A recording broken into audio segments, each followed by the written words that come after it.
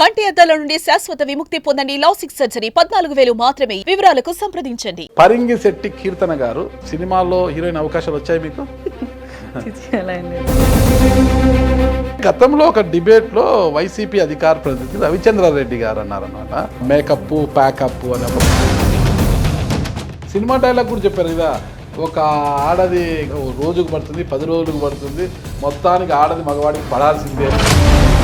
ఎందుకు వచ్చారు అసలు మీరు రాజకీయాల్లో? అందరితో కలిసిపోతారు మీరు? యా సార్, అందరూ మంచిగా ఉన్నారు. మరి అందరితో కలిసిపోయి మీరు ఫస్ట్ ప్లేట్ హరిప్రసాద్ గారికి దూరంగా, కిరణ్ రాయలకు దగ్గరగా ఎందుకుంటున్నారు? నేను ఓపెన్ ఛాలెంజ్ చేస్తున్న ఒక సింగిల్ రూపాయి నేను తీసుకోకుండా వర్క్ చేశాను. ఆర్ఎన్ శ్రీనివాస్ గారు. అన్ని డబ్బులు ఉన్నాయి మీతో? ఎంతకాలం ఉచిత సేవ చేస్తారు? I will accept it. But భవిష్యత్తులో ఎమ్మెల్యేగా పోటీ చేయాలంటే ఎక్కడ కారు పెడతారు మీరు? రోజా గారి మీదే పోటీ చేయాలనుకుంటాను. మీరు బాగా ఫోకస్ అవుతారనేసి అట్లయితే నా ప్రాంతం కడప పులివెందులలో పోటీ చేసి ఇంకా జగన్ గారి పైన పోటీ చేస్తానని చెప్పచ్చు కదా, నేను ఇంకా famous. Welcome to Suman TV. నేను మీ నాగరాజ్ బైర్శెట్టిని. ఈరోజు ఈ ప్రోగ్రామ్ మనకు స్పాన్సర్ చేస్తుంది ఎకో తేజాస్ విద్యుత్ వాహనాల సంస్థ. ఈరోజు మన అతిథి జనసేన పార్టీ వీర మహిళ, జనసేన పార్టీ రాష్ట్ర అధికార ప్రతినిధి కీర్తన గారు మనతో ఉన్నారు. ఆవిడని అడిగి పూర్తి వివరాలు మనం తెలుసుకుంటాం. నమస్తే కీర్తన గారు. నమస్తే. మీ పూర్తి పేరేంటండి? పరింగిశెట్టి కీర్తన. పరింగిశెట్టి కీర్తన గారు సినిమాల్లో హీరోయిన్ అవకాశాలు వచ్చాయి మీకు? ఏం లేదా? పూర్తిగా ఫ్యామిలీ బ్యాక్గ్రౌండ్ అంతే, మూవీలోకి ఏం లేదు. అంటే గతంలో ఒక డిబేట్ లో వైసీపీ అధికార ప్రతినిధి రవిచంద్రారెడ్డి గారు అన్నారనమాట, మేకప్ ప్యాకప్ అని ఒక ప్రాస పాడుతూ ఎంత మేకప్లో వచ్చారు చూడండి, సినిమాలోకి వెళ్తే బాగుంటుంది, పవన్ కళ్యాణ్ గారిని అడిగి ఒక హీరోయిన్ క్యారెక్టర్ తీసుకోండి బాగుంటుంది కదా అని కామెంట్ చేశారు. ఆ రోజు చూశాను నేను అది, అందుకు అడిగాను అనమాట. ఆ సందర్భంగా అడుగుతాను, పోయి వెళ్ళారా సినిమాలోకి ఏమైనా ట్రై చేశారా అనేది. దానికి బాస్ ఇచ్చిన ఆన్సర్ కూడా మీరు విన్నారు కదా, ఆల్రెడీ కంప్లైంట్ కూడా ఇమ్మన్నారు కదా మమ్మల్ని. నన్ను పిలిపించి సార్ వెంటనే కంప్లైంట్ ఫైల్ చేయండి, కానీ మీరు అంత నిశ్శబ్దంగా ఆ డిబేట్ని కంటిన్యూ చేసిన విధానం నాకు బాగా నచ్చిందమ్మా, వెంటనే మీరు ట్రిగర్ అయ్యి ఒక మాట అనలేదు. అండ్ తను బహిరంగంగా నన్ను డిబేట్కి పిలిచి సారీ చెప్పారు. నేను బాస్ చెప్పారు, నన్ను పిలిచి కంప్లైంట్ ఇచ్చాను. మళ్ళీ బాస్ మాట్లాడారు కూడా, ఇట్లా అధికార ప్రతినిధి గారు ఒక వాచ్ వేసుకొని నీట్గా కూర్చోవడం కూడా ఒక మహిళని మనము కించపరిచేలాగా మాట్లాడే సంస్కృతి మీ పార్టీలో ఉండడము, అది మీరు అధికార ప్రతినిధులుగా ఉండడం నాకు బాధాకరంగా ఉంది. ఇట్లాంటి సంస్కృతి ఎంకరేజ్ చేయకూడదని చెప్పేటప్పటికే ముందుకే ఆయన ముందు రోజు రాత్రి డిబేట్కి అదే పనిగా రిక్వెస్ట్ చేసి నన్ను రంపించారు. నేను రానంటే కూడా వచ్చి బహిరంగంగా సారీ చెప్పి, మీ ఇంటికి వచ్చైనా మేము సారీ చెప్తాం, నా కుటుంబ సభ్యులు అస్సలు నన్ను అంగీకరించట్లేదు, సింగిల్ వర్డ్ కూడా నేను ఆయన గురించి ఇంకా మాట్లాడలేదు, వాళ్ళ పార్టీ నేను మాట్లాడలేదు, చూడగానే అటాక్ చేశాడు అట్లే డిబేట్లో. సో వాళ్ళే వచ్చారంట ఇంట్లో వాళ్ళు. అసలు ఆవిడ నేను ఒక మాట అన్నారా? హైకమాండ్ కూడా అనిందంట, కీర్తన గారు లిబరల్గా మాట్లాడతారు, ఆమె ఎప్పుడైనా వ్యక్తిగత కామెంట్స్ చేయరు, సో ఇలాంటి మాటలు కరెక్ట్ కాదు అని ఆయనకి చెప్పారంట. సో ఆయన డిబేట్ మొత్తం అపాలజీస్ చెప్తూ నేను ఏ ప్లాట్ఫామ్కి వచ్చినా నేను చెప్పడానికి సంసిద్ధంగా ఉన్నాను, అండ్ మీ దగ్గరకు వచ్చి నేను సారీ చెప్పడానికి సంసిద్ధంగా ఉన్నాను, మీరు కంప్లైంట్ చేశారు దానికి కూడా నేను ఒబే చేస్తానని బహిరంగంగా సారీ చెప్పాడు. ఆ సమయంలో అంటే మీ యొక్క మేకప్ గురించి, మీ డ్రెస్సింగ్ గురించి, పెద్ద మేకప్ ఏం లేరు ఆ రోజు, మామూలుగా ఈ రోజు ఎలా నల్ల ఉన్నారు, ఆ మీ డ్రెస్సింగ్ గురించి మాట్లాడినప్పుడు మీ మనసు ఎలా అనిపించింది? ఇంత నీచంగా ఇంత చిల్లరగా ఎలా వీళ్ళకి ఉంది ఆలోచన అనిపించింది. కానీ నేను ఆయన్ని సెకండ్ టైం అనుకుంటా చూడడం, ఆయన నాతో ఫస్ట్ డిబేట్ కూడా చేశారంట, నాకు తెలియదు ఆ విషయం, చేశారంట గతంలో కూడా, నాకు అది గుర్తుకు లేదు. నేను ఫస్ట్ టైం ఆయన చూస్తున్నాను అనుకున్నాను, ఎవరబ్బాని మళ్ళీ ఎంక్వైరీ చేస్తే ఆ బ్లీచింగ్ పౌడర్ లో మైదా కలిపిన వ్యక్తి ఈయనే అని చెప్పారు. సో ఈయన ఫేమస్ సెలబ్రిటీ అనుకుని అయినా కూడా నేను రానన్నాను. నెక్స్ట్ డిబేట్ కి పిలిస్తే సారీ చెప్పడానికి పిలుస్తున్నారన్న కూడా నేను రానన్నాను. కానీ రాగానే అపాలజీ చెప్పారు, చేతులు పట్టుకొని చెప్తున్నానమ్మా, నాకు మా ఇంట్లో వాళ్ళు నన్ను మాట్లాడటం లేదు, బికాస్ ఆ అమ్మాయిని అలా మాట్లాడటం కరెక్ట్ కాదని. నన్ననే కాదు సార్, ఎవరినైనా మాట్లాడకూడదు. ఇప్పుడు ఒక పొజిషన్లో ఉన్నప్పుడు మేము దానికి తగినట్టు నీట్గా ఉండడం మా డ్యూటీ. అది ఏ పొజిషన్ అయినా, ఇప్పుడు డాక్టర్ అంటే డాక్టర్ లాగా ఉండాలి, నర్స్ అన్నాక నర్స్ లాగా ఉండాలి. ఒక ప్రొఫెషనల్ మంది స్పోక్స్ పర్సన్స్ కావచ్చు డిబేట్లలో, అంటే కీర్తన గారు డిబేట్కి వచ్చిన ప్రతిసారి ఏదో ఒక క్రిటిసిజం చేసేవాళ్ళు, ఎలా ఉండేది అప్పుడు మీకు అసలు వైసీపీ? నేను అదే చెప్తున్నాను, ఇప్పుడు మేము వచ్చిన తర్వాత నేను వెంకటరెడ్డి అన్ననో లేకుంటే నాగార్జున యాదవ్ అన్ననో నేను ఎవరిని కూడా వాళ్ళు వ్యక్తిగతంగా మాట్లాడలేదు. ఆ రోజు మేము డిబేట్లో ఉన్నప్పుడు ఒకసారి నాకు ఇయర్ ఫోన్స్ పక్కన పడేశాను. జెండా కూలీలు అంటున్నారు, మీ పార్టీకి ఒక అజెండా లేదు, పవన్ కళ్యాణ్ గారు ఏ తీరు పట్టుకున్నా తీరుపోతే ఎన్ని మాటలు అంటే వ్యక్తిగతంగా ఆయన ఫ్యామిలీ గురించి కూడా మాట్లాడిన వాళ్ళు ఉన్నారు. అంటే హెల్తీగా ఉండాలి డిబేట్. సినిమా డైలాగ్ కూడా చెప్పారు కదా, ఒక ఆడది రోజుకు పడుతుంది 10 రోజులకు పడుతుంది, మొత్తానికి ఆడది మగవాడికి పడాల్సిందే అన్న డైలాగ్ కూడా వాడారు కదా. అది సినిమా వేరు, పొలిటికల్ లైఫ్ వేరు. అప్పుడు జగన్మోహన్ రెడ్డి గారు పొలిటికల్ లైఫ్ లోకి వచ్చి పబ్లిక్ మీటింగ్స్ లో ఎలాంటి మాటలు మాట్లాడారో మీకు తెలియదా? పవన్ కళ్యాణ్ గారు వ్యక్తిగత జీవితం గురించి పిల్లల ముందర అమ్మఒడి పథకాలు ఇచ్చేటప్పుడు, లేదంటే నారు నీరు ప్రోగ్రామ్ చేసేటప్పుడు, ఇట్లాంటి ప్రోగ్రామ్స్ అప్పుడు కూడా ఆయన వ్యక్తిగత జీవితం గురించి మాట్లాడుతున్నాడు.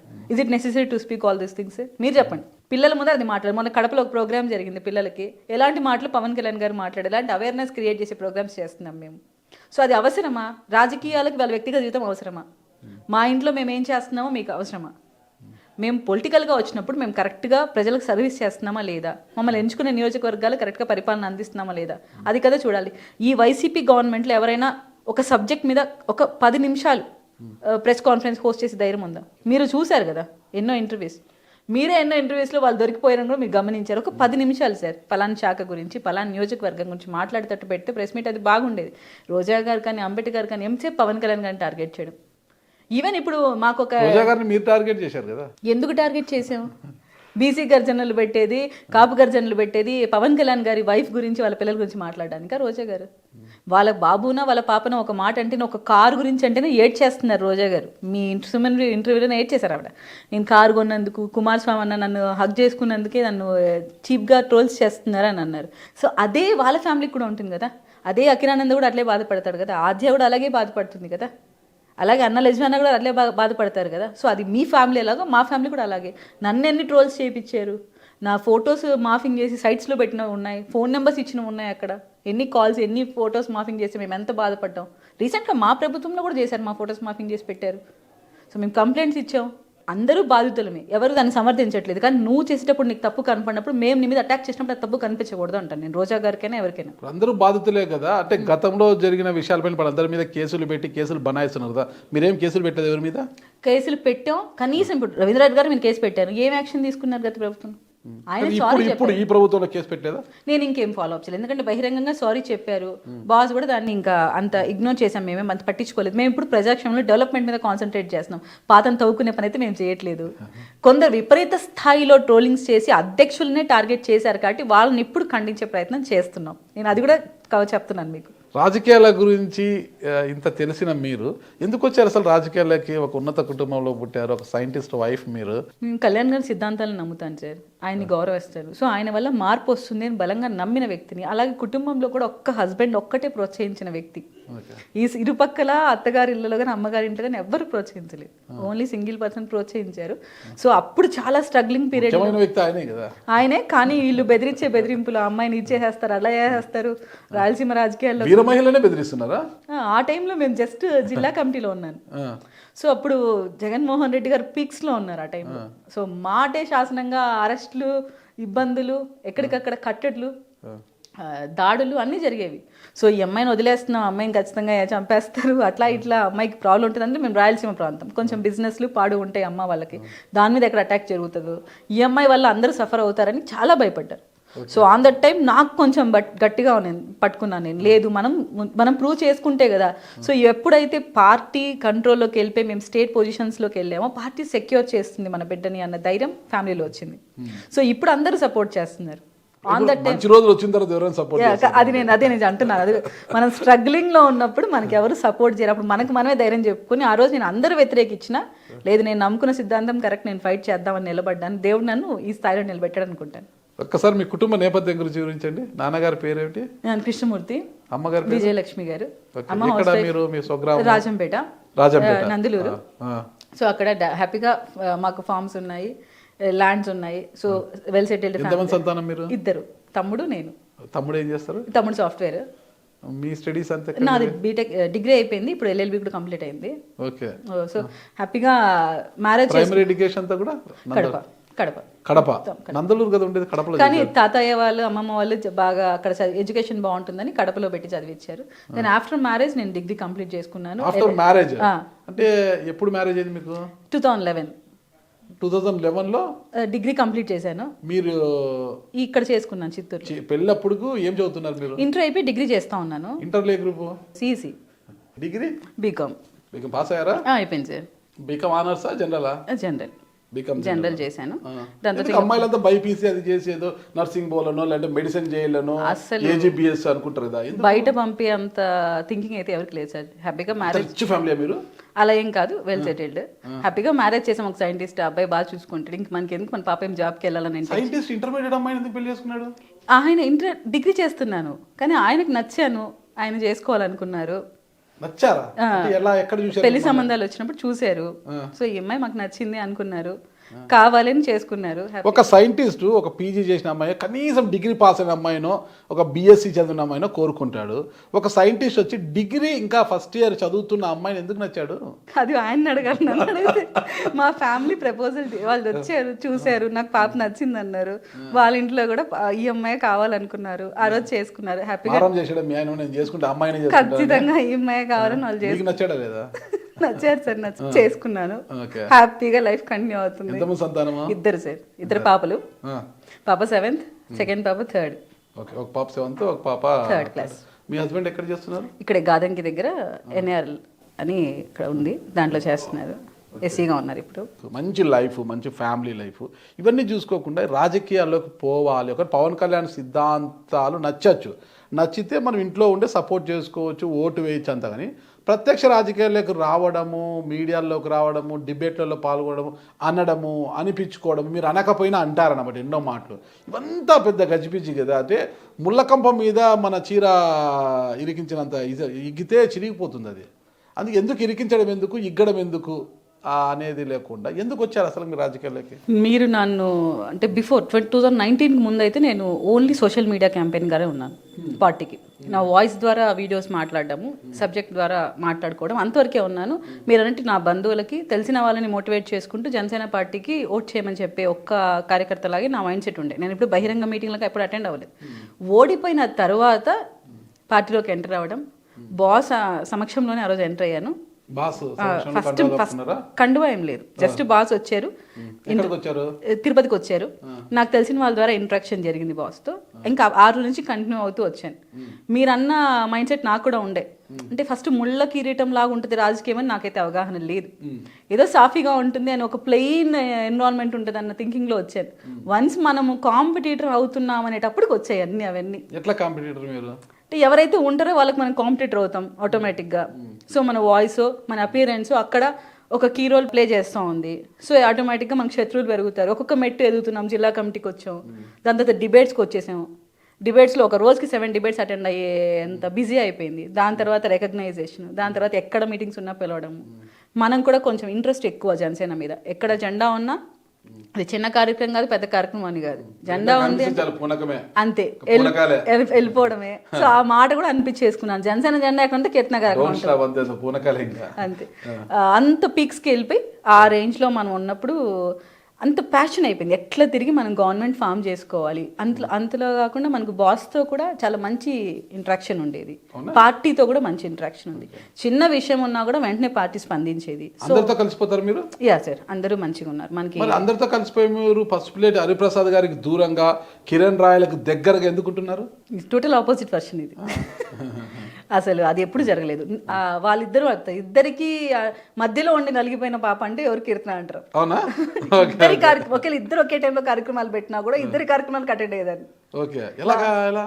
ఇక్కడ అక్కడ రెండు అంటే నేను ఎవరి మనిషిని కాదు, పార్టీ మనిషిని అనిపించుకోవాలి. ఒక పక్క ఇన్ఛార్జ్, ఒక పక్క జిల్లా అధ్యక్షుడు. సో ఇద్దరికి నేను వాళ్ళ ప్రోగ్రామ్స్ అటెండ్ అవ్వాలని చెప్పి ఇద్దరు ప్రోగ్రామ్స్ అటెండ్ అయ్యేదాన్ని. దాని తర్వాత కొంచెంగా నాకు పార్టీ స్ట్రక్చర్ అర్థమైన తర్వాత పార్టీకే కన్సిస్ట్ అయ్యి నేను డిబేట్స్కే ఉండేది. కిరణ్ రాయల్ గారి ముద్ర మీపై ఎక్కువ ఉంది. కిరణ్ రాయల్ గారి వర్గం ఏమి అనేది అసలు ఎవరు చెప్పరు. నేను చాలా మంది అడిగా, వాళ్ళు అంటారేమో కానీ ఎవరు ఆ మాట చెప్పరు. అసలు కిరణ్ రాయల్ గారి ముద్ర అని అవంతా ఏం మాట్లాడాల్సిన ఇది కూడా లేదు మన దగ్గర. ఎందుకంటే నేను ఎలక్షన్ టైంలో ఆర్ఎన్ శ్రీనివాస్ అనే ఆస్పిరెంట్ని మనకు ప్రకటించిన తర్వాత సెకండ్ డేనే సపోర్ట్ చేసిన వ్యక్తి నేను. ఎందుకంటే నాకు పార్టీ ఆఫీస్ ఇన్స్ట్రక్షన్స్ వచ్చాయి. లేదు, పార్టీ ఇన్స్ట్రక్షన్స్ ఉన్నాయి. అక్కడ ఏదో బ్యానర్స్ వేస్తున్నారంటే కీర్తన గారు వ్యతిరేకంగా జరుగుతోంది, ఇది కరెక్ట్ కాదు, బాస్ ఇన్స్ట్రక్షన్స్ మీద మనం ప్రతి ఒక్కరిని వర్క్ చేయాలి అని నాకు ఇన్ఫర్మేషన్ రాగానే ఫస్ట్ వాయిస్ ఇచ్చింది నేనే. వాళ్ళ దగ్గర నుంచి నన్ను రమ్మని కాల్ చేస్తే ఫస్ట్ వెళ్ళి మాట్లాడిన వ్యక్తి కూడా నేనే. సో ఆ రోజు నుంచి ఈ రోజు దాకా నేను ఓపెన్ ఛాలెంజ్ చేస్తాను, ఒక సింగిల్ రూపాయి నేను తీసుకోకుండా వర్క్ చేశాను ఆర్ఎన్ శ్రీనివాస్ గారు. డబ్బులు అని కాదు సార్, అక్కడ పార్టీలో తిరగాలన్నా డబ్బు కావాలి కదా. నా ఓన్ ఎక్స్పెండిచర్ నేను పెట్టుకున్నాను. అదే అన్ని డబ్బులు ఉన్నాయా? అన్ని డబ్బులు అవసరమైనంత వరకు చేశాను సార్. నాకు ఎంత అవసరం అంత. ఒకవేళ నాకు ఇంకా ఇబ్బంది ఉంది, నా గోల్డ్ నేను బ్యాంక్ లో పెట్టి కూడా చేశాను తప్ప. మీ ఆయన ఒప్పుకున్నారు దానికి? చెప్పాను కదా సార్, మీ ఇద్దరం పవన్ కళ్యాణ్ గారు అభిమానులే. ఓకే. సో మాకు అటువంటి వాటిలో డిఫరెన్సెస్ రావు, కానీ నాతో తిరిగే వాళ్ళకి న్యాయం చేయలేనప్పుడే నాకు కొంచెం డిఫరెన్స్ వస్తాయి ఎమ్మెల్యే గారితో, అంతవరకు తప్ప ఇంకెప్పుడు మాకు డిఫరెన్సెస్ లేవు. సో నేను ఎప్పుడైనా వెళ్ళానంటే ఇదో మా వాళ్ళకి ఇది చేయండి సార్, అంత పని చేసిన వాళ్ళకి ఇది చేయండి అని ఒక మాట అడుగుతాను తప్ప నాకు ఇది చేయండి నేను అడగలేదు. అందుకే గోల్డ్ తక్కువ ఉంది మీ మెల్ల, అంతా బ్యాంక్లో దేవుడి దయిస్తే ఏముంది లేదు సార్ అంతా. కానీ దాని తర్వాత నేను మొన్న కూడా నన్ను పార్టీ ఆఫీస్కి వెళ్ళినప్పుడు జనవానికి అప్పుడు అదే అడిగారు, ఎలా ఉంది కీర్తన గారు, బాగుంది కానీ మన వాళ్ళకి న్యాయం చేయాలి ఫస్ట్ థింగ్, అదే అడుగుతున్నాం మేము. ఎక్కడ కాంట్రవర్సీ లేదు, కిరణ్ గారి మనిషి, హరిప్రసాద్ గారి మనిషి అనేది మీరు తిరుపతికి వచ్చి తెలుస్తుంది ఎవరి మనిషి అని. ఆ అమ్మాయి సింగిల్ స్టాండ్, పార్టీ స్టాండ్ అని చెప్తారు. ఎవరి మనిషి కాదు, మీరు పార్టీ మనిషి. పార్టీ కోసం శక్తివంతంగా కూడా కృషి చేస్తున్నారు. సింగిల్ రూపీ కూడా పార్టీ డబ్బు తీసుకోకుండా మీ సొంత ఖర్చు, మీ బంగారాన్ని బ్యాంకులో తాకట్టు పెట్టి, అంత ఉదారమైన స్వభావం మీది, తాకట్టు పెట్టి మరీ ఖర్చు పెడుతున్నారు. మరి ఇంత ఖర్చు పెట్టి పార్టీ కోసం ఇంత శ్రమించిన కీర్తనకు మరి కూటమి ప్రభుత్వం అధికారంలోకి వచ్చింది, ఏమి ప్రాధాన్యత ఉందంటారు? ఖచ్చితంగా ఇస్తారు, ఉంది కూడా. ఇప్పటికే 90% కార్పొరేషన్లు, మెయిన్ కార్పొరేషన్లను ఇచ్చేశారు. ఇక మిగిలింది ఏమీ లేవు అనమాట. ఏదో చిన్న చితక ఇవో ఉన్నాయి. ఇక ఏమి ఇస్తారని ఆశిస్తున్నారు? నారాజ్ గారు, మీరు ఒక విషయం అర్థం చేసుకోవాలి. ఫస్ట్ థింగ్, పొజిషన్స్ ఇస్తేనే పార్టీ గౌరవం ఇచ్చిందని కాదు. ఆల్రెడీ పొజిషన్ ఇచ్చారు కాబట్టి, ఇక్కడ కూర్చోబెట్టాం కాబట్టి మీరు మమ్మల్ని ఇంటర్వ్యూ చేస్తారు. ఆదాయం లేని పదవులు ఎన్ని వస్తాయి లాభం? ఆదాయంతో కాదు కదా, బాస్ టీమ్ అనే మాటే ఒక ఇది కదా. సరే, ఎంతకాలం అంటూ ఇప్పుడు చదువుకుంటుంటాం, చదువుకునే సమయం వరకు మనకు ఆదాయంతో పనిలే, మనకు చదివే ముఖ్యము. చదువుకున్న తర్వాత ఆదాయం కోసం ఆలోచించే ఉద్యోగం వచ్చిన తర్వాత ఆదాయం అనేది ఆలోచిస్తాము. ఫస్ట్ చదువుకోవాలి. ఫస్ట్ మనము చదువుకునేది ఎందుకు? ఉద్యోగం కోసము. ఉద్యోగం ఎందుకు? సంపాదన కోసము. ఓకేనా? చదువుకున్న తర్వాత వ్యాపారం చేసిన సంపాదించవచ్చు, ఉద్యోగం చేసిన సంపాదించు, అల్టిమేట్గా సంపాదన కోసం ఎవరైనా చేసేది. కరెక్ట్ కదా? ఇప్పుడు మీరు రాజకీయాల్లోకి వచ్చారు, జీవితాంతం సేవ చేస్తుంటే కాదు కదా. రాజకీయాల్లోకి వచ్చిన తర్వాత మీకు ఒక పదవి ద్వారా వచ్చే సంపాదన, ఆ సంపాదనతో మిమ్మల్ని నమ్ముకున్న 10గురికి మేలు చేయాలన్న ఆలోచన, ఇవన్నీ ఉంటాయన్నమాట. నాకు సంపాదన, నాకు పదవులే అవసరం లేదు, బాస్ చెప్పాడు నేను చేస్తానంటే ఎంతకాలము ఉచిత సేవ చేస్తారు? I will accept it. But మీరు ఆలోచించాల్సింది ఏంటంటే, ఇక్కడ బాస్తో ప్రయాణం, మీరు ఆయనతో ప్రయాణం చేస్తున్నప్పుడు ఆయన ప్రజల కోసం చేస్తున్న ఇంటెన్షన్తో ఉన్నాడు. మనకేమైనా చేయాలన్న ఇంటెన్షన్ ఇప్పుడు ప్రస్తుతం ఆయన ఉన్న సిచ్యువేషన్లో లేదు. మీరు రాష్ట్రం ఎలా ఉందో మీరు గమనిస్తున్నారు. ఆయన జనవరి తర్వాత కొంచెం ఫ్రీ అవుతారు. దాని తర్వాత ఎవరికి ఏం పొజిషన్స్ వేయాలో మాట్లాడతారు. ఆల్రెడీ నేను బాస్ ప్రమాణ స్వీకారం అయిన తర్వాత కలిసాను పిఠాపురంలో. అప్పుడు నాకే ఆయన చెప్పారు, మేడం మీరు చెప్పండి కీర్తన గారు, మీకు ఏది ఏ శాఖలో ఇంట్రెస్ట్ ఉంది, ఏం చేయాలనుకుంటున్నారు, ఏ శాఖలోనా అంటే దేంట్లో తీసుకోవాలనుకుంటున్నారు మీరు పొజిషన్స్, ఏది తీసుకుంటే మీకు బాగా చేయగలుగుతాను అన్నప్పుడు నేను ఏమన్నానంటే, అవసరం లేదు సార్, మీకు ఏది నచ్చితే అది ఇవ్వండి. సో నా డిపార్ట్మెంట్స్లో చెప్పండి అని కూడా అడిగాను. ఆయన డిపార్ట్మెంట్స్ ఆయన ఇప్పుడు తీసుకున్న దాంట్లో కూడా, సార్ మీ ఇష్టం వచ్చింది మీరు చేయండి సార్, నాదేం ఉండదు అంటే, పక్కన రోజు నా బాబానే నన్ను అడిగారు మళ్ళీ, ఎందుకు ఇలా చెప్పావు, పలాంది కావాలని నువ్వు చెప్పి అడిగి తీసుకోకెడుతున్నా అంటే, లేదండి అది స్వార్థం అయిపోతుంది, ఆయనకు తెలుసు మీకు తెలుసు అని చెప్తే, నేను నా ప్రొఫైల్ ఇచ్చినప్పుడు కూడా నేను ఏమీ రాయలేదు, జస్ట్ వాళ్ళకి ఆబ్లిగేషన్స్లో ఏం పెట్టలేదు, జస్ట్ టిక్ మార్క్ పెట్టి వదిలేశాను. నాకు మీరు ఇవ్వాలనుకుంటే నా వాయిస్కి తగినట్టుగా నేను నలుగురికి న్యాయం చేసే విధంగా ఏమి ఇచ్చినా నేను తీసుకుంటానని చెప్పాను. మొన్న కూడా నాతో మీడియా హరిప్రసాద్ గారు మాట్లాడినప్పుడు ఇదే మాట చెప్పాను. సో ఇప్పుడే ఇవ్వాలి, ఈ రోజే ఇవ్వాలనే థింకింగ్లో అయితే లేదు. ఖచ్చితంగా న్యాయం అయితే జరుగుతుంది. ఇప్పుడు మీరు ఊహించారా కీర్తన ఎన్డీఏ సమావేశాలకు పంపిస్తారని? ఆయనే పిలిపించి నన్ను పంపించారు. కళ్యాణ్ గారిని నన్ను పిలిపించి కీర్తనని మనం ఎన్డీఏ సమావేశాలకు పంపిస్తున్నాం అని పంపించారు. సో అంత గుర్తింపు ఎలా ఉంది? పార్టీకి కష్టపడ్డామని తెలిసే కదా. సో పొజిషన్స్ కూడా ఖచ్చితంగా వస్తాయి సార్. మనం ఆ కంగారులో ఏమైనా మిస్టేక్స్ చేస్తామేమో కానీ ఖచ్చితంగా అందరికీ పొజిషన్స్ అనేవి ఉంటాయి. మనం తొందరపడి ఏమన్నా తప్పటడుగులు వేయకూడదు ఇప్పుడు ఈ టైంలో మాత్రం. ఎందుకంటే మనం అధికారంలో ఉన్న ప్రతి ఒక్కరి కళ్ళు మనపైనే ఉంటాయి కాబట్టి నిదానంగా ఓపికగా చేసుకుందాం. డబ్బు అంతిమ లక్ష్యం కాదు, పదవి అంతిమ లక్ష్యం కాదు. ప్రజల సర్వీస్ చేస్తుంటే ఆటోమేటిక్గా ఏదో ఒక రోజు గుర్తింపు వస్తుంది. కీర్తన గారి యొక్క ప్రస్థానము అన్నమయ్య జిల్లాలో స్టార్ట్ అయ్యి అత్తగారిల్లు చిత్తూరుకు వచ్చింది. చిత్తూరు నుంచి ఉద్యోగరీత్యా భర్త తిరుపతి జిల్లా బాలాజీ జిల్లాలో కాపురం ఉన్నారు. భవిష్యత్తులో ఎమ్మెల్యేగా పోటీ చేయాలంటే ఎక్కడ కాడు పెడతారు మీరు? అసలు అంత దాకా మేమైతే ఊహించలేదు సార్. జస్ట్ ఇప్పటి వరకు రాజకీయంగా మనం ఒక సుస్థిరమైన స్థానంలో ఉన్నాం. దాన్ని పదిలం చేసుకుంటూ మనతో ఉన్న వాళ్ళకి న్యాయం చేయాలన్న ఇంటెన్షన్లోనే ఉన్నాను. బాస్ సిద్ధాంతాలకు అనుగుణంగా పనిచేస్తున్నాను. ఫ్యూచర్లో బాస్ అవకాశం ఇస్తే ముందు మనం ప్రణాళిక కూడా వేసుకోవాలి కదా. ఆయన అడిగేటప్పటికి మనం ఒక కంప్లీట్ స్ట్రక్చర్ పెట్టుకోవాలి. దాని దగ్గర ఆర్థికంగా మనం స్థిరపడాలి. అక్కడ ఉన్న క్యాడర్ని మనం మమేకం చేసుకుని పోవాలి. ఆ తర్వాత ఆలోచిస్తాను. బట్ నాకైతే రోజా గారి మీద ప్రత్యేకమైన ప్రేమ. సో ఫ్యూచర్లో ఒకవేళ ఛాన్స్ ఉంటే రోజా గారి మీదే పోటీ చేయాలనుకుంటాను. రోజా గారి మీద అవకాశం వస్తే రోజా గారే ఇక్కడ ఏపీ రాజకీయాలు వద్దని తమిళనాడుకు పోతుంటే మీరు తమిళనాడుకు పోతారా ఏంటి? ఆమె అదృష్టం బాగుండి వెళ్ళిపోతే మాకు తెలియదు కానీ ఆమె ఏపీ రాజకీయాల్లో ఉంటే మాత్రం నేను అడిగే ఏకైక కోరిక అదే ఉంటది. నగరిలో జగన్మోహన్ రెడ్డి గారి మీద అభిమానంతో ఇక్కడే ఉండి మళ్ళా నగరిలో పోటీ చేసి మీకే టికెట్ ఇస్తే డిపాజిట్ అని వస్తుందా మీకు? ఈ రోజు రాకపోవచ్చు, మనం కష్టపడి అక్కడ ప్లాట్ఫామ్ క్రియేట్ చేస్తే రోజాకి 1000 ఓట్లతో గెలిచింది. ఆమె పెద్దేమి రోజా గారు ఏం పెద్ద స్టాండర్డ్స్ పెట్టి అక్కడే ప్రజల్ని మమేకం చేసుకొని తిరిగి ప్రచారాలు చేసింది లేదు. కుమారస్వామి నాయుడు గారు అక్కడ అంతా డీల్ చేసేది. రోజా గారి మీద పోటీ చేస్తే మీ అటెన్షన్, మీపై అటెన్షన్ పెరుగుతుంది, మీరు బాగా ఫోకస్ అవుతారనేసనా? అట్లయితే నా ప్రాంతం కడప పులివెందులలో పోటీ చేసి ఇంకా జగన్ గారి పైన పోటీ చేస్తానని చెప్పొచ్చు కదా నేను. ఓకే ఓకే ఓకే నాది కడప ప్రాంతం, నేను రాయలసీమ బిడ్డనే, జగన్ గారి పైన పోటీ చేస్తా, ఇంకా నాకు ఇంకా ఫేమ్ వస్తుంది. అంటే ఇవ్వాలి కదా పార్టీ అధినాయకుడు జగన్ గారి మీద పోటీ. ఒక మహిళగా అడుగుతుంది సార్, అప్పుడు ఎట్లుంటది ఇక్కడ చరిష్మా మీకు? మహిళ జగన్ పైన పోటీకి వస్తుందంటే మీకు నేను అట్లా నిజంగానే ఫేమ్ కోసం చేయాలంటే జగన్ గారికి ఆయన పోటీ చేస్తానని చెప్తాను కదా. రోజా గారి మీద ఎందుకు అంత ప్రేమ వల్ల మీకు? సార్ మా జిల్లా సార్, మా జిల్లాలో జరుగుతున్న అఘాయిత్యాల పైన ఎంత నోరిప్పి మాట్లాడుతుందో మీకు తెలుసు. మా జిల్లాలో ఏం టూరిజం డెవలప్మెంట్ చేసిందో మీకు తెలుసు.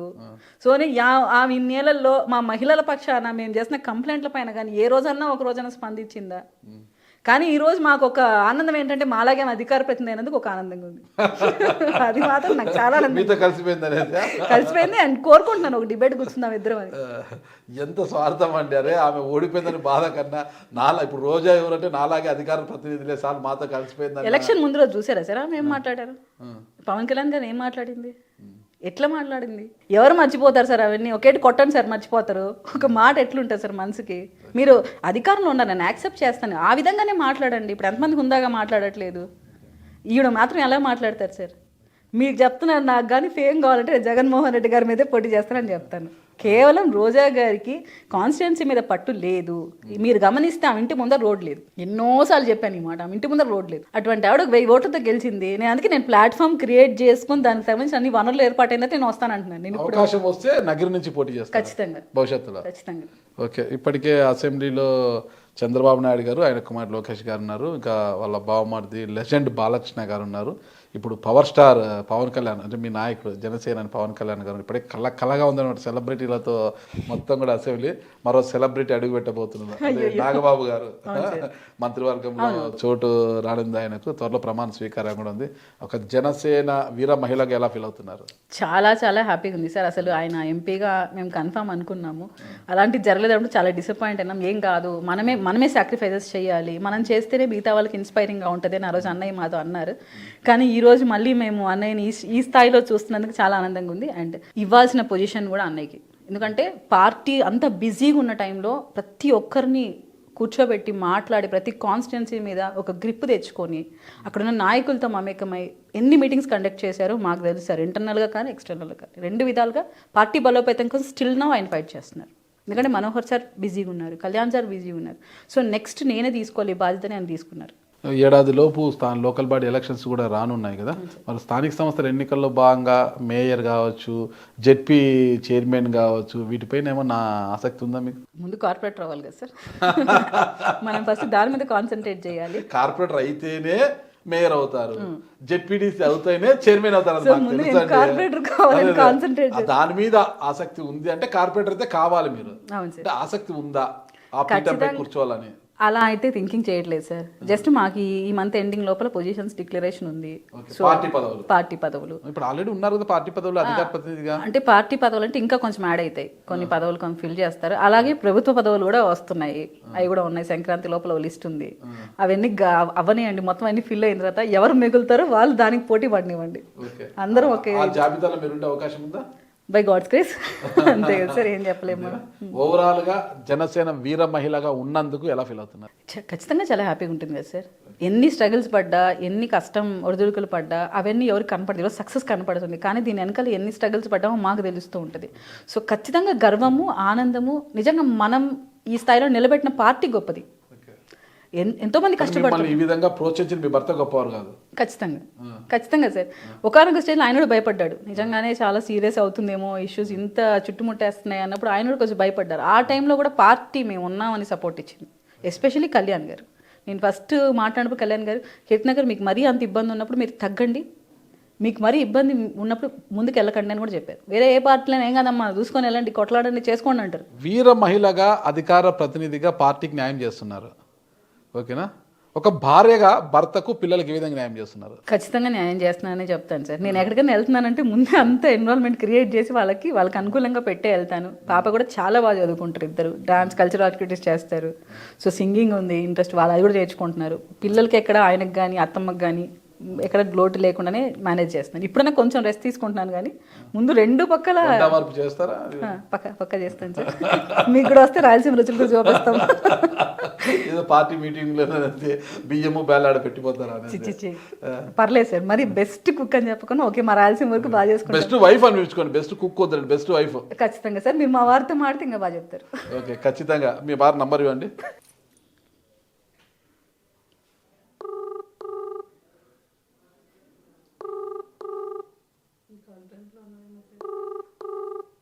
చూద్దాం, నంబర్ రింగ్ అవుతుంది.